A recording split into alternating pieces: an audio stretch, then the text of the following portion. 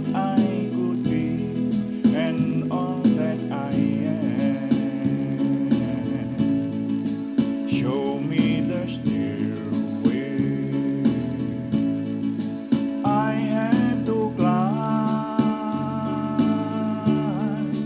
Lord, for my sake, teach me to take one day at a time. One day at a time, Lord Jesus, that's all I'm asking from you. Just give me the strength to do everything what I have to do. Yesterday's gone, Lord Jesus, and tomorrow might never be mine. Help me today, show me the way, one day at a time. Do you remember when you walk on this land?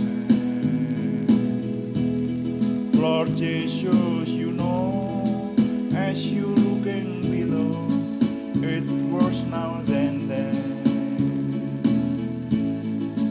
Pushing and shoving, that's crowding my mind.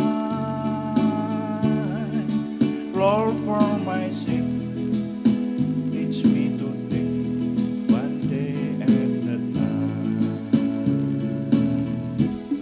One day at a time, Lord Jesus, that's all I'm asking from you. Just give me the strength to do everything what I have to do. Yesterday's gone, Lord Jesus, and tomorrow might never be mine. Lord, help me today, show me the way, one day at a time.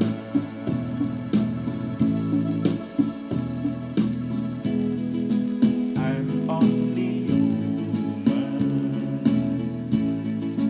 I'm just a man. Lord, help me believe in what I could be and all that I am. Show me the stairway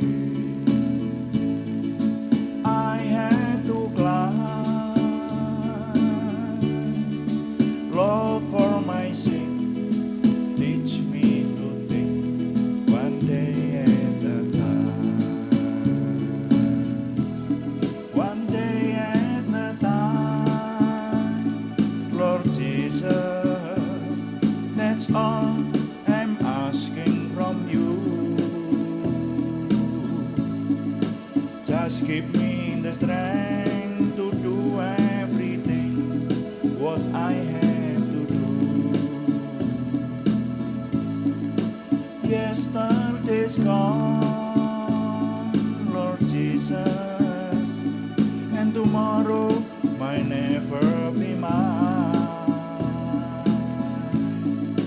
Lord, help me today, show me the way, one day at a time.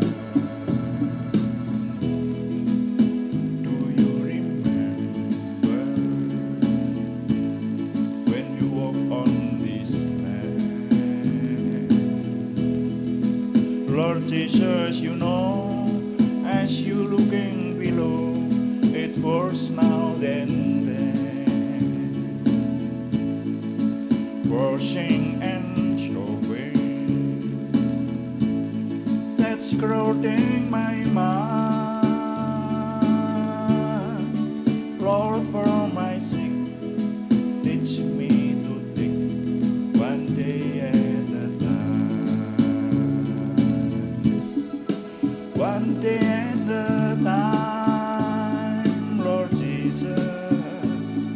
That's all I'm asking from you.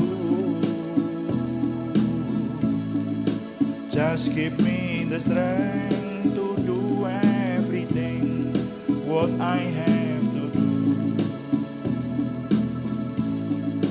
Yesterday's gone, Lord Jesus, and tomorrow might never be mine. Lord, help me today, show me the way, one day at a time. Lord, help me today, show me the way, one day at a time.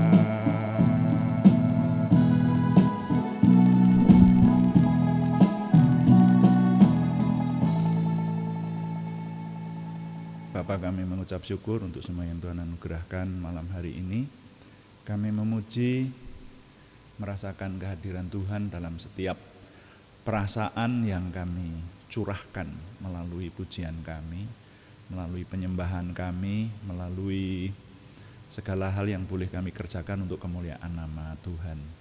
Terima kasih Bapak, terima kasih. Kami mengucap syukur untuk semua yang Tuhan anugerahkan, hingga kami boleh terus bersekutu merasakan kehadiran Tuhan.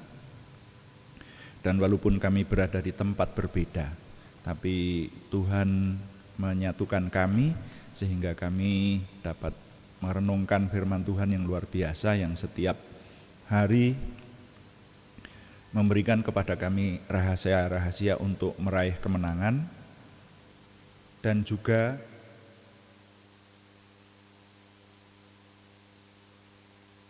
kami boleh melayani Tuhan dengan doa, sehingga kami boleh menyerahkan atas kasih karunia Tuhan saja, maka doa kami penuh dengan kuasa. Terima kasih Bapak. Dalam nama Tuhan Yesus Kristus kami berdoa. Haleluya. Amin. Selamat malam Bapak Ibu Saudara sekalian yang sudah bersekutu bersama dengan kami di sini. Bahagia sekali dapat berjumpa dengan Anda, walaupun di tempat berbeda tapi kita menyatukan hati ya. Jadi sekali lagi saya mengingatkan, kalau Bapak Ibu Saudara sekalian yang mendengar suara saya dan melihat gambar saya sampai di hadapan Anda, saat ini saya mengajak, menghimbau dan memohon kepada Anda untuk sekedar tidak seperti nonton TV, saudara. Kalau saudara nonton TV itu tanpa perasaan, tanpa penyembahan sungguh-sungguh, tanpa merasakan kehadiran Tuhan, enggak, ini bukan itu. Tetapi layar yang ada di hadapan saudara itu mari kita gunakan sebagai sarana untuk kita bersekutu. Saya di sini bersama tim dan Anda di situ, tapi kita bersekutu merasakan kehadiran Tuhan. Dan ketika nanti kita memperhatikan firman Tuhan, rahasia-rahasia ilahi yang Tuhan bukakan melalui firman-Nya itu, sungguh-sungguh ini menjadikan hidup kita dibawa kepada lebih lagi kesempurnaan dalam Tuhan, seperti itu. Amin. Itu saudara ya. Dan ketika nanti kita berdoa, maka kita berdoa sungguh-sungguh ya. Saya mengingatkan bahwa berhubungan dengan Tuhan itu ternyata saudara sangat berkaitan juga dengan free will yang Tuhan berikan kepada kita, dengan kehendak bebas yang Tuhan berikan kepada kita. Kalau kita sungguh-sungguh dalam Tuhan, kalau kita sungguh-sungguh beriman, percaya Tuhan hadir, ya Tuhan hadir. Gitu. Kalau kita mendekat Tuhan, ya Tuhan mendekat. Itu firman-Nya ya toh. Yakobus 4 ayat 7 dan 8 itu ya. Nah, kalau kita mendekat kepada Tuhan, kita sungguh-sungguh merasakan kehadiran Tuhan, ya Tuhan hadir. Ya Tuhan dekat gitu. Tapi begitu kita menjauh dari Tuhan, ya sudah, Tuhan ya jauh gitu. Jadi kita punya kunci untuk penyembahan dan pendekatan kepada Tuhan dalam seluruh hidup kita itu.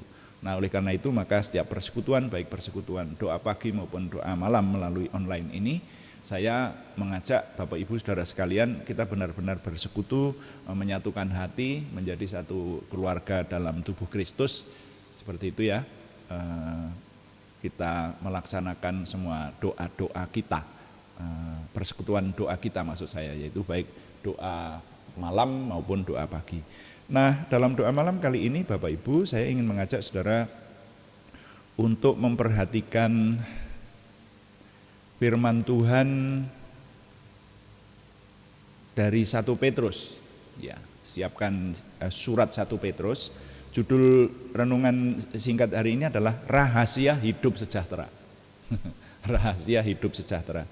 Kenapa saudara? Ini di latar belakangi begini. Jadi yang renungan malam itu saya mengajak Bapak Ibu saudara sekalian, karena nanti ke depan ini saya ingin mengajak Bapak Ibu bisa berkontribusi dalam persekutuan malam. Kalau ada yang berkenan membagikan firman di sini bisa. Ya, nanti dikirim lebih dahulu renungannya kepada kami. Di sini akan kami olah untuk kita renungkan bersama-sama seperti itu loh. Yang doa malam ini saya mengajak Bapak Ibu merenungkan sebetulnya kebutuhan mendesak apa yang perlu kita renungkan hari-hari ini gitu ya, yang relevan dengan hari-hari atau minggu-minggu atau bulan-bulan di mana kita ada sekarang ini. Nah, oleh pemikiran yang demikian itu saya merenungkan kenapa manusia hidup itu ada yang hidupnya sejahtera, ada yang tidak sejahtera gitu loh. Makanya judul firman malam hari ini Rahasia Hidup Sejahtera. Ada yang hidupnya itu enak, ada yang tidak enak. Nah, itu fakta kan. Jadi mari kita merenungkan semua kita manusia itu ingin meraih hidup sejahtera, saudara ya. Nah, hidup yang sejahtera itu ditandai dengan, kalau menurut saya ya, badannya sehat walafiat, lalu berkecukupan, nah gitu. Apalagi nanti berkelimpahan gitu. Tapi setidaknya berkecukupan, tidak kekurangan. Kemudian panjang umur dan memiliki keluarga yang baik atau anak cucu yang baik. Itu rasanya semua kita ingin seperti itu, sejahtera itu seperti itu. Tapi kenyataannya, saudara, ada juga banyak dari kita yang merasakan kok sakit-sakitan, lalu hidup dalam kemelaratan yang tidak teratasi, tidak bisa teratasi sampai hari ini, jadi melarat terus. Kemudian ada juga orang yang kaya, sehat, tapi kesepian, hidup dalam kesendirian, tidak punya keluarga, tidak punya kawan, sahabat dekat, ya, hidupnya sepi. Lalu masih ditambah dengan banyak kesukaran-kesukaran yang lain. Itu namanya tidak sejahtera. Jadi hidup yang tidak sejahtera itu, saudara-saudara, ditandai dengan banyak kesusahan dan banyak tekanan dalam hidup ini. Hidupnya tidak dibanding dengan perjuangan, konsekuensi atau susahnya hidup. Ya, jadi hidup ini kan ada dua yang saya ingat ya, saya tandai faktanya. Ada kesenangan, ada perjuangan atau kesusahan. Nah, dibanding dengan kesenangannya ini banyak susahnya, itu namanya tidak sejahtera. Gitu loh. Tapi walaupun orang lain memandang mungkin, wah, orang itu, keluarga itu lebih kaya saya dibanding orang itu. Tapi dalam soal kesejahteraan, mungkin lebih sejahtera yang dikatakan tidak sekaya yang maha kaya itu saudara ya. Jadi kalau menurut saya hidup itu yang kita cari kesejahteraan. Kekayaan itu mendukung kesejahteraan. Orang kaya belum tentu sejahtera. Nah, makanya judulnya adalah renungan singkat kita ini Rahasia Hidup Sejahtera. Nah, lalu ketika saya kembali merenungkan, kenapa kok banyak orang hidupnya tertekan, hidupnya susah, hidupnya sengsara, hidupnya dalam kemelaratan, hidupnya dalam sakit-sakitan dan seterusnya, itu ada sebuah kecenderungan, saudara, ternyata yang harus kita renungkan. Memang ada yang namanya nasib.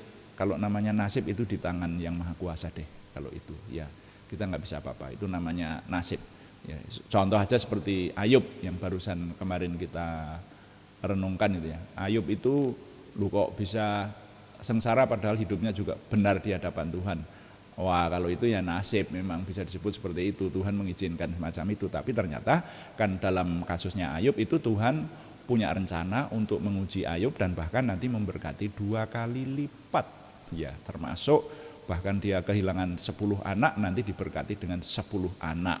Ya, itu loh. Nah, ini di luar itu menurut hemat saya ada sebuah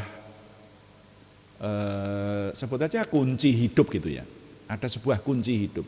Kita bisa menyebutnya sebuah resep mungkin ya, atau rumus kehidupan gitu mungkin, atau bisa Anda mau menyebut hukum kehidupan gitu ya boleh. Tapi ini sangat berpengaruh pada kehidupan kita sebagai manusia untuk meraih kesejahteraan itu, saudara ya. Ini ada di dalam firman Tuhan surat 1 Petrus pasal yang keempat ayat yang ketujuh. Saya ingin mengajak saudara merenungkannya. Firman Tuhan 1 Petrus pasal yang keempat ayat yang ketujuh, bunyi firman Tuhan begini. Ini di perikop ini diberi judul oleh Lembaga Alkitab Indonesia, dalam bahasa Indonesia perikop ini judulnya Hidup Orang Kristen. Tapi saya hanya ingin mengajak saudara dan saya merenungkan ayat yang ketujuh saja. Kesudahan segala sesuatu sudah dekat, karena itu kuasailah dirimu dan jadilah tenang supaya kamu dapat berdoa. Yang ingin saya garis bawahi, saya tekankan buat kita renungkan adalah kuasailah dirimu. Nah, jadi di sini ada istilah namanya penguasaan diri, itu saudara. Penguasaan diri itu menjadi sebuah rahasia untuk meraih kesejahteraan. Paling tidak kalau saya boleh menyebutkan menjadi salah satu syarat utama atau salah satu jalan ya yang harus dilewati untuk meraih kesejahteraan. Kenapa begitu? Coba kita perhatikan. Kalau tadi saya menyebutkan ada orang yang hidupnya tidak sejahtera. Tidak sejahtera itu kenapa? Mari kita pertanyakan. Ada orang yang hidupnya tidak sejahtera. Lalu nanti dicari akar masalahnya. Nah, memang tidak semua, saudara, sekali lagi saya juga mengakui tidak semua yang ketidaksejahteraan itu diakibatkan karena kurang penguasaan diri. Tapi coba kita melihat fakta, kecenderungan. Kok ada orang yang sakit-sakitan? Kok ada orang yang masih muda aja sudah stroke? Ketika masih muda sudah stroke, maka saya banyak menjumpai dalam pengalaman pelayanan saya saudara ya. Orang muda yang salah satunya jauh, waktu saya berusia sekitar waktu itu belum ada 50 tahun. Nah, seadik saya jauh, kakinya sudah jalan dengan diseret-seret, ditarik, diseret tahu ya, ya kakinya jalannya pincang, ditarik-tarik begitu, iya, diseret, iya. Lalu ketika saya tanya kenapa, Pak, asam urat, asam uratnya tinggi banget saya. Jadi kalau sudah kambuh seperti ini, lah kamu masih muda kenapa kena asam urat? Wah Pak, saya ini datang dari suku, di suku saya itu orangnya suka masak. Jadi sejak kecil saya kebanyakan makan daging. Hah? Memangnya kenapa? Ya itulah Pak, jadi kami suka makan daging termasuk saya. Ya, dan saya pandai masak, memang orang itu pandai masak, saudara. Laki-laki, ya, hamba Tuhan lagi, saudara. Lalu saya tanyakan sama dia, oh iya ya, memang, oh iya Pak, kami bangga. Di suku kami itu justru yang pandai masak itu laki-lakinya, semua deh pandai masak. Sampai ada sebuah buah bibir, ya. Saya tidak menyebutkan dari suku apa. Saudara kalau mau mencari boleh, tapi saya tidak mau menyebutkannya. Ini teman saya ini datang dari sebuah suku di Indonesia ini, dan dia berkata, semua yang berkaki 4 kalau sudah tertangkap oleh suku kami jadi makanan lezat. Wah, saya pikir-pikir benar juga ya. Makanya terkenal dengan masakan dari daerah Anu, gitu loh saudara ya. Dia bilang, semua Pak, semua yang berkaki 4 kecuali meja, dia kata.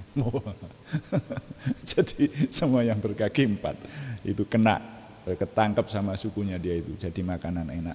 Nah tapi dari sini kan kita bisa merenungkan kenapa orang bisa sakit-sakitan, karena tidak menguasai diri dalam hal makan gitu. Kenapa ada orang yang kemudian melarat, bahkan tadinya ada orang yang kaya raya, bener nih, tapi bangkrut bisa melarat begitu. Saya pernah melihat ada seseorang yang ini saya tidak menyebutkan nama ya, tapi dalam pelayanan saya tidak tahu orang itu sekarang masih hidup atau enggak. suami istri, punya toko elektronik besar, rumahnya besar, anak-anaknya hidup sehat, ya. Tapi satu ketika beberapa tahun kemudian saya melihat dia membawa sepeda motor dengan kerombong dan mengedarkan barang sebagai salesman keliling, dan barang-barang yang kalau dijual itu labanya kecil gitu loh saudara. Artinya dia bangkrut gitu loh. Pertanyaannya, kok dia bangkrut, kenapa?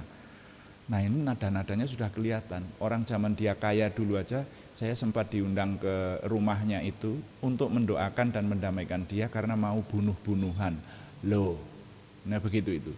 Artinya jatuh dalam kemelaratan, saya tidak tahu bagaimana sebabnya, tapi sudah merupakan gejala toh.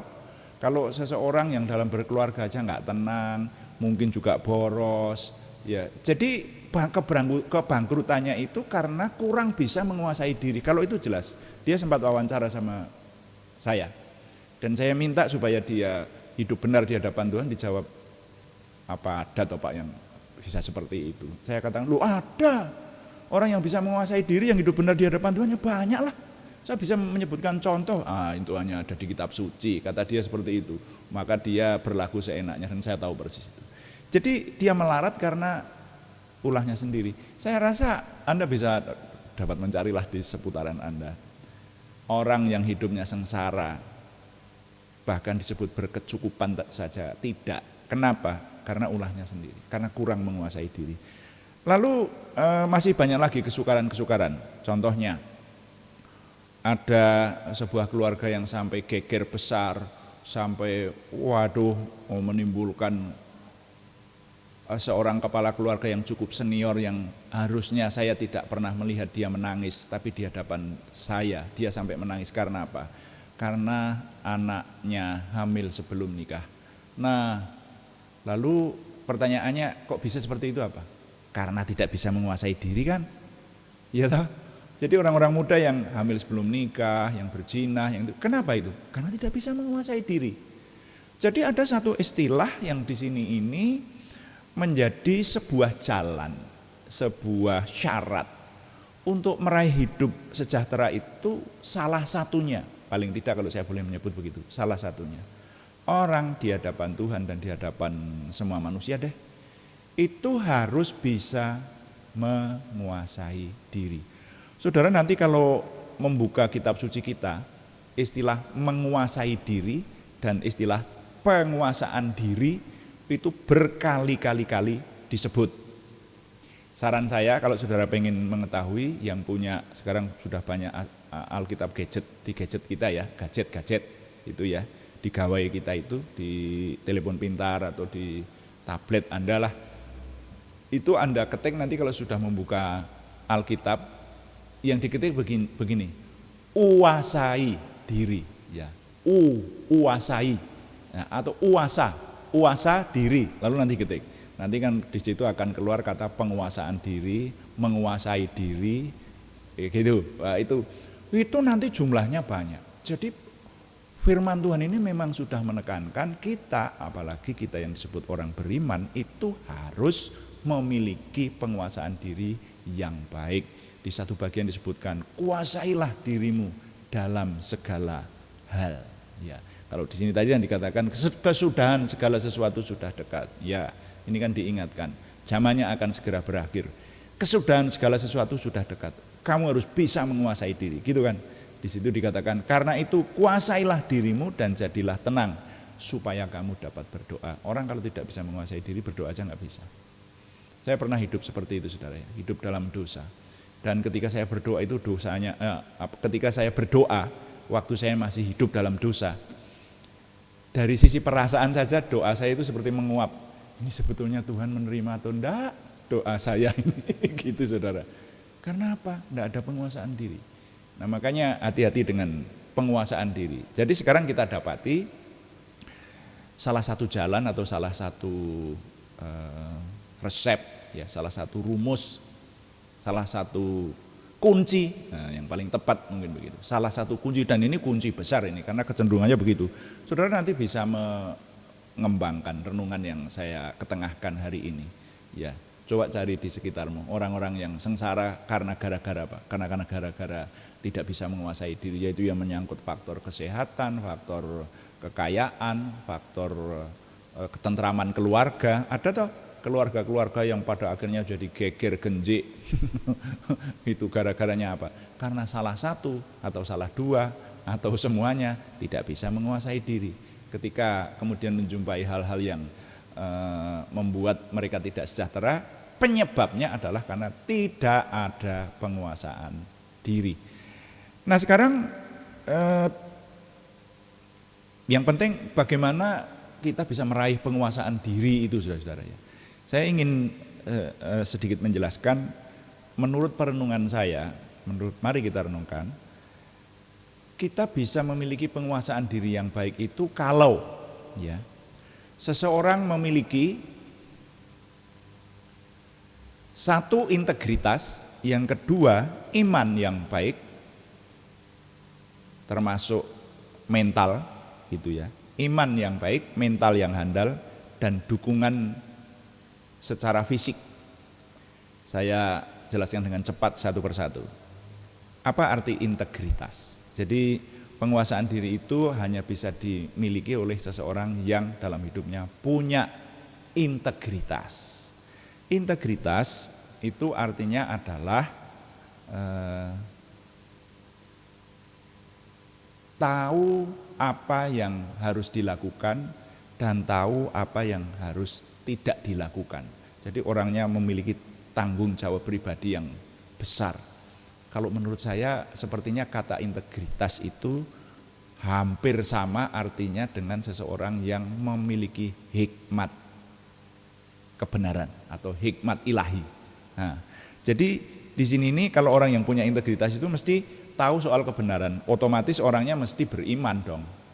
Kalau orang yang tidak memiliki iman, ya hanya sekedar mengaku beragama, tapi dia sebetulnya tidak menghidupi kepercayaannya, tidak menghidupi imannya, itu dia tidak akan punya integritas. Lalu yang berikutnya punya mental yang handal. Ya, mental itu berbeda dengan iman. Sekali lagi ya, ini saya dengung-dengungkan ini karena kita hidup itu, mari kita minta kepada Tuhan, mestinya kita punya iman dan mental yang baik di hadapan Tuhan maupun manusia, seperti itu. Jadi mental yang handal, itu baru orang bisa menguasai diri.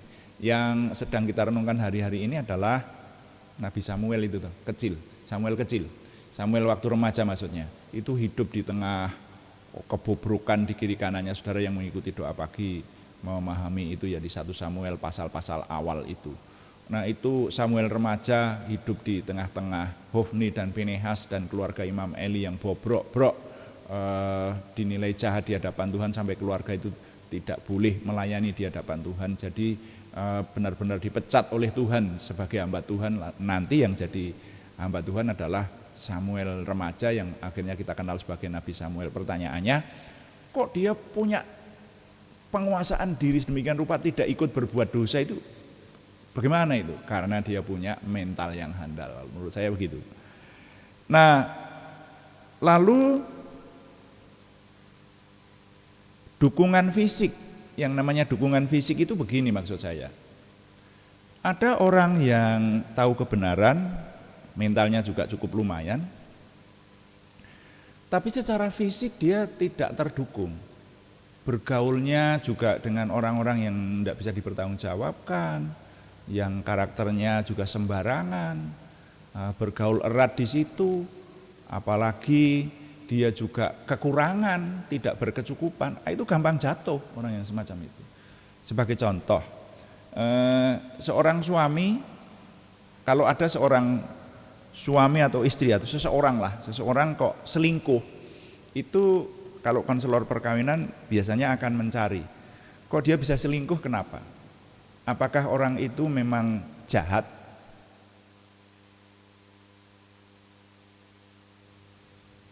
Artinya memang suka selingkuh. Jadi walaupun istrinya atau suaminya di rumah itu juga sudah cukup rupawan, tapi orang itu selingkuh seperti itu. Kalau itu jahat itu saudaranya. Atau ada sebab-sebab yang lain, belum tentu karena dia jahat loh saudara. Karena dia itu istilahnya punya bakat untuk menyeleweng, belum tentu. Saya menjumpai dalam beberapa kasus pelayanan saya, oleh anugerah Tuhan saja, dalam kasus pelayanan saya, seseorang selingkuh karena pasangannya tidak mau memenuhi kewajibannya di rumah. Nah kalau seperti itu kan namanya ini loh, secara fisik tidak terdukung. Orang punya nafsu, entah nafsu apapun, yang namanya nafsu biologis itu ada makan, minum, kemudian oksigen dan seksualitas. Itu nafsu biologis yang harus dipenuhi. Nah kalau ini tidak dipenuhi, apapun akan dilakukan untuk memenuhi. Itu loh saudara. Nah kalau orang memiliki dukungan fisik, nah makanya mari kita menyadari, masing-masing saling menyadari kalau punya keluarga, ya keluarga di rumah itu dukungan fisik supaya keluarga kita ini bisa menguasai diri nanti kalau ada di luar rumah, itu harus dipenuhi, seperti itu. Apapun ini penjelasannya panjang, seperti ini saudara sekalian ya. Nah itu, jadi untuk memiliki penguasaan diri, seseorang mutlak harus punya integritas. Orang yang tidak berintegritas biasanya sembarangan dan hidupnya nggak lama, bisa-bisa semacam itu saudara ya. Rawan untuk jatuh ke dalam kerusakan dan ketidakbaikan dalam hidup, jadi kekalahan gitu. Rawan memperoleh atau menjumpai, menderita kekalahan hidup itu saudara ya.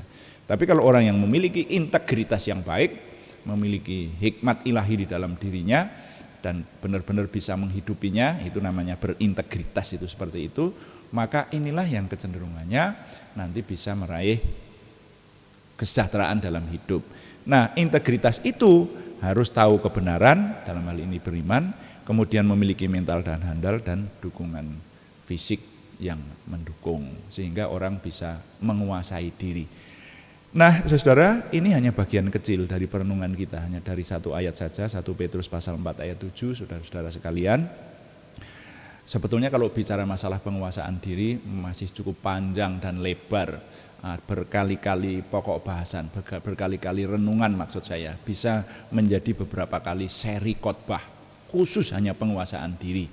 Tapi setidaknya sekarang kita mencicipi gitu ya. Karena itu mari kita pahami nilai yang harus kita peroleh, nilai yang harus kita yang bisa kita dapatkan dari perenungan ini adalah, saya rumuskan dalam sebuah kalimat, kira-kira bunyinya begini: miliki penguasaan diri dalam segala hal, karena penguasaan diri merupakan jalan meraih hidup sejahtera. Sekali lagi, miliki penguasaan diri dalam segala hal, karena penguasaan diri merupakan jalan meraih hidup sejahtera. Demikian menurut firman Tuhan. Tuhan dipuji. Amin. Baik Bapak Ibu, saudara sekalian, mari kita melayani Tuhan dengan doa. Kita akan berdoa syafaat dan juga mendoakan, masih ada beberapa nama yang harus kita panjatkan dalam doa yang membutuhkan khususnya kesembuhan dan juga pergumulan yang lain. Nah, saudara,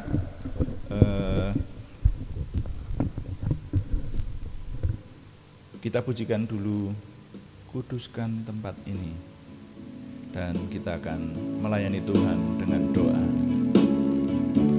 Haleluya.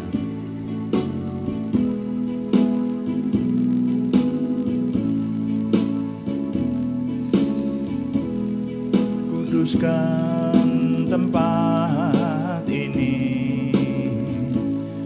untuk kami berdoa. Kuduskan hati ini untuk kami menyembah,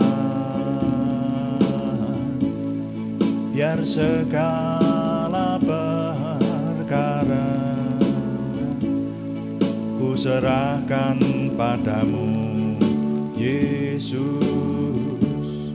dan Roh Kudus bekerja membimbing kami semua.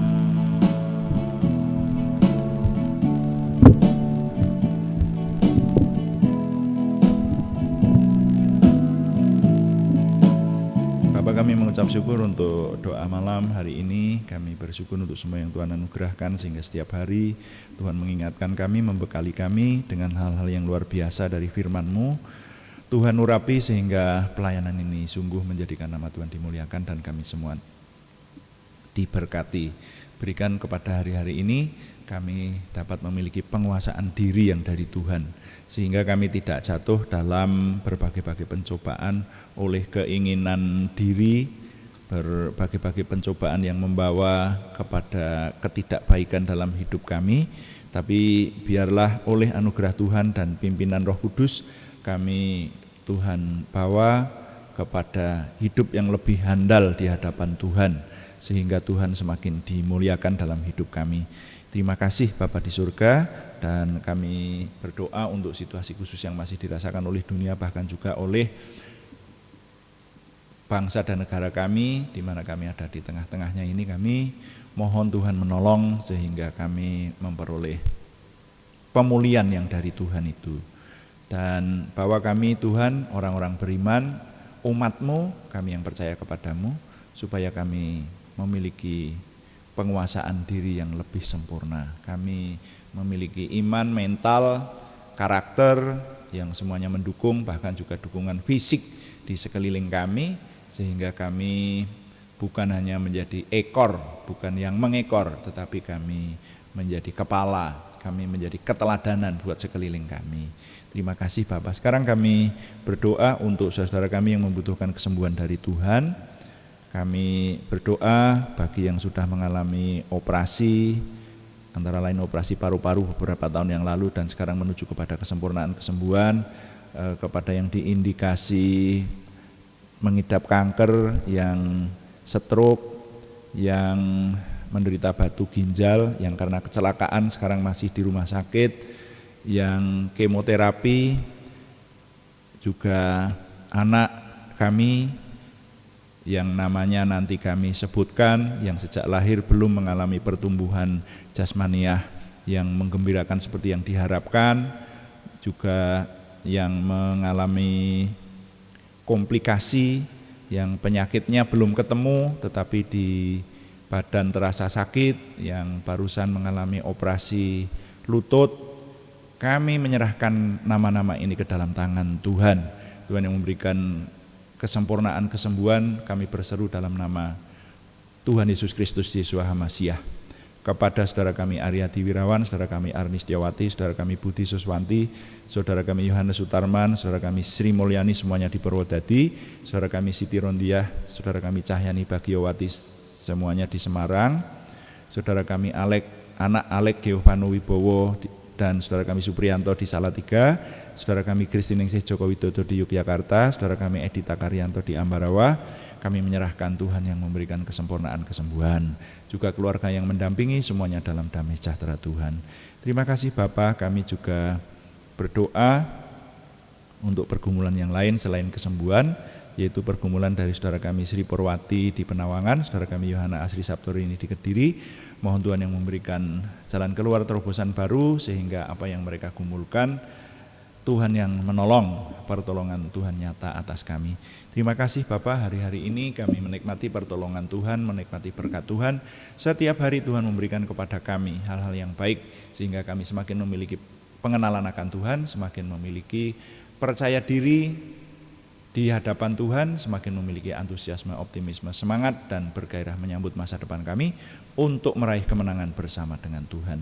Terima kasih Bapak, kami mohon Tuhan yang menyempurnakan doa kami oleh pertolongan dan pimpinan Roh Kudus, semuanya kami persembahkan dengan mantap percaya dalam nama Tuhan Yesus Kristus Juru Selamat kami. Haleluya. Amin. Demikian doa malam hari ini saudara sekalian. Kami mengingatkan bahwa pelayanan doa online ini kami laksanakan setiap hari, Senin sampai dengan Sabtu. Hari Minggu beribadah di tempat masing-masing. Juga hari-hari besar Kristiani itu kami libur biasanya saudara ya, memberi kesempatan untuk beribadah di tempat masing-masing. Tapi setiap hari Senin sampai dengan Sabtu jam 5 pagi ada doa pagi, dan jam 18 atau jam 6 sore seperti saat ini ada doa malam. Masing-masing berlangsung antara setengah jam sampai 40 menit rata-rata ya.